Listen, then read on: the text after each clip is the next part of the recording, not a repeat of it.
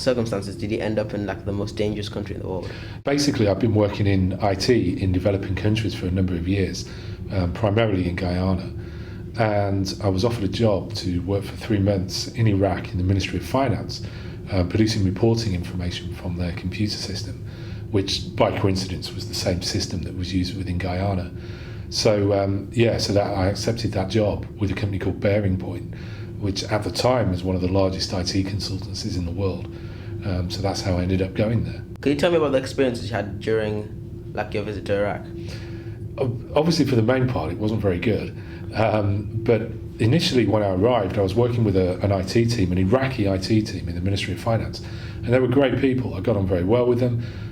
We were very similar. We'd studied IT, we'd worked in IT, so we were interested in, RAM, ROM, disks, that sort of stuff.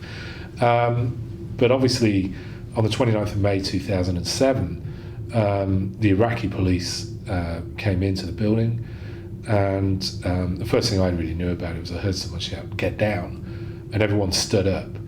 And I stood up as well in my room, everyone else did. And unfortunately, when I stood up, I was right next to the door. So the next thing that happened was the door opened, and there was an Iraqi police officer there from the Ministry of Interior.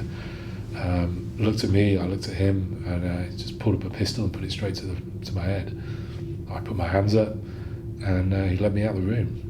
When you were taken by the police, when did you realise that you weren't being arrested? Yeah, I mean, obviously, as I say, we was taken by the police, so I just thought we was under arrest. But when we was put in the police vehicle, and the police vehicle drove off with its lights and siren on, there was about 20 of them in a convoy. As we was driving along, they started taking my clothes off and throwing them out of the window.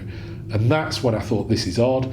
I've worked in South America, I've seen corrupt police practices, I've never seen anything like this. And I think that was the point when I thought, yeah, this is an abduction. This must have been very traumatizing for you. How did you handle the situation? It was actually very calm. They were real McCoy police officers. They were also a militia, but they're police officers as well, police by day, militia by night sort of thing. So it wasn't that scary. It was all very professionally done. It's a bit like right here, right now. If police walked into this room right now and told you to go with them, you'd go with them. So at that point, I thought I was under arrest, maybe for a document infringement. I thought maybe my ID badge was out of date or something like that. Was there any time you felt especially down, or? I think the worst time of it was May of 2009, when I was told that everyone that I'd been taken hostage with was dead. That was the worst thing that happened to me. The highlight of it, oddly, was about a month after I'd been told everyone was dead. The number 2 commander of the militia came to see me, and he said that I could be let out the chains, and that allowed me to walk around the room, and that was probably the best time that I was have been a hostage. Obviously, apart from the release, because that was pretty good.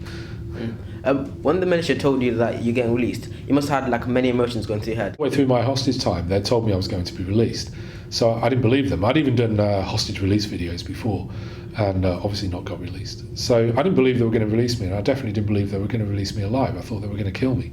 Killed everyone else, why would they not kill me? So when the morning of the release, it was 5 o'clock in the morning, they came in, they said, "Get up, you're being released." It's 5 o'clock in the morning, leave me alone, I'm going back to sleep. And so they said, "No, you've got to get up, you've got to go, look, we've got your new clothes, you're being released." And my reaction was, why am I being released? And they explained that their leader had been handed over by the American army, and that they needed to take me to the British embassy. Still didn't believe it. I didn't believe I was being released, certainly alive, until I arrived at the British embassy. How did you feel when you finally met your family again?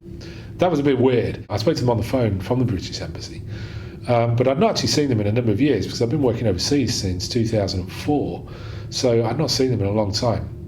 So I had a whole load of things to tell them about, Guyana and South America, the Caribbean, as well as Iraq. And the way it was done, I was driven to a secret government location, and the Foreign Office said to me, "Yeah, they're just round the corner." So I just walked round, and there's my stepdad, and I was just like, "All right, how you doing? I mean, what do you say? Yeah. What do you say?" I think I shook his hand, had a coffee. It was the worst winter in 20 years. We complained about the weather. Had a bit of a laugh, believe it or not. It was good. It was good. It was good to catch up. Peter, tell me, are there any circumstances that would make you return to Iraq? The militia asked me the same question when I got released. I can't say I will never ever go back. Certainly won't go back in its current condition. Maybe in 10 years it might be a nice place to go on holiday or something like that. So yeah, I would consider going back, but just not in its current condition. Interestingly, the militia that took me hostage, the League of Righteous, is actually now a legitimate political party. And with my work internationally, there is a reasonable chance that I may actually meet the guy, Qais Al Khazlli, who I was exchanged with. Yeah. And I'd be interested in meeting him. It'd be an interesting guy to meet.